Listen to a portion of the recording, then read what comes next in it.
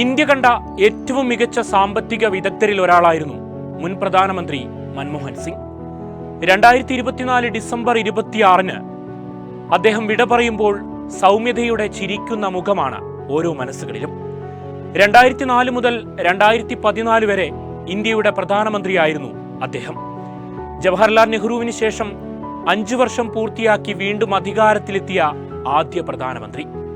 92-ാം വയസ്സിൽ ദില്ലി എയിംസിൽ അദ്ദേഹം വിട പറയുമ്പോൾ രാജ്യം കണ്ട ഏറ്റവും മികച്ച സാമ്പത്തിക വിദഗ്ധനെയാണ് നമുക്ക് നഷ്ടമാകുന്നത്.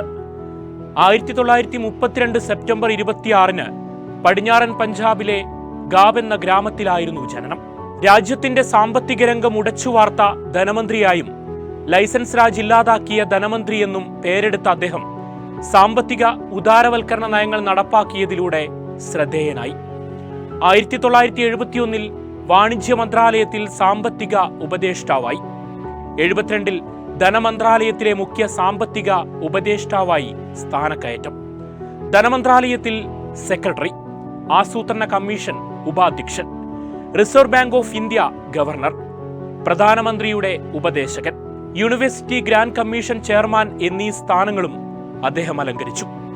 സാമ്പത്തിക രംഗത്ത് രാജ്യത്ത് തിളങ്ങി നിന്നവരിൽ പ്രമുഖരായിരുന്നുവെങ്കിലും മൻമോഹൻ സിംഗ് രാഷ്ട്രീയത്തിലേക്ക് എത്തിയത് അപ്രതീക്ഷിതമായിരുന്നു.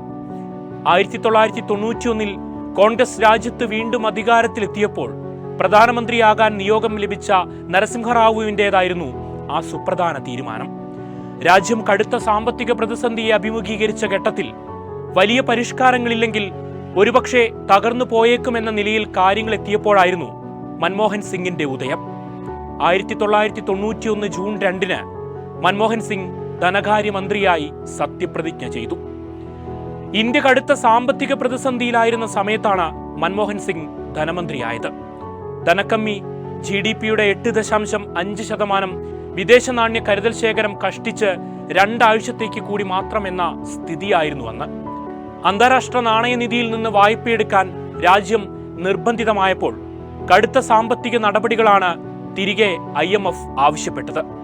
ലൈസൻസ് രാജ് നീക്കാനും വിപണി വിദേശ നിക്ഷേപത്തിനായി തുറന്നുകൊടുക്കാനും മൻമോഹൻ സിംഗ് നിർബന്ധിതനായി. അതോടെയാണ് ലൈസൻസ് രാജ് അവസാനിച്ചത്. ഇറക്കുമതി ചുങ്കം കുറച്ചു. പൊതുമേഖലാ സ്ഥാപനങ്ങളുടെ സ്വകാര്യവൽക്കരണമടക്കം സാമ്പത്തിക പരിഷ്കാരങ്ങളോട് മുഖം തിരിച്ച നേതാക്കളോട് പ്രവർത്തിക്കുക അല്ലെങ്കിൽ മരിക്കുക എന്നായിരുന്നു അദ്ദേഹത്തിന്റെ മറുപടി. അന്ന് വാണിജ്യ സഹമന്ത്രിയായിരുന്ന P. ചിദംബരമായിരുന്നു അദ്ദേഹത്തിന് പൂർണ്ണ പിന്തുണ നൽകിയത്. സാമ്പത്തിക പരിഷ്കാരങ്ങളുടെ ഫലം വേഗത്തിൽ ദൃശ്യമായി തുടങ്ങി. 1992-93 കാലത്ത് ഇന്ത്യയുടെ GDP വളർച്ചാ നിരക്ക് 5.1% ഉയർന്നു. തൊട്ടടുത്ത വർഷം ഇത് 7.3% വളർന്നു. ഇൻഷുറൻസ് മേഖലയിൽ RR മൽഹോത്ര കമ്മിറ്റി റിപ്പോർട്ട് നടപ്പാക്കി. ഇവിടെയും മൻമോഹൻ സിംഗ് രാജ്യത്തെ നയിച്ചു.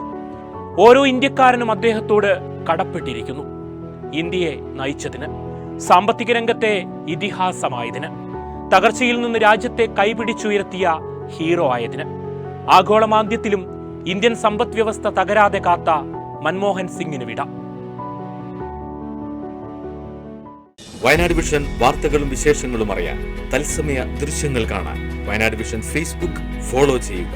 Wayanad vision YouTube channel subscribe ചെയ്യുക.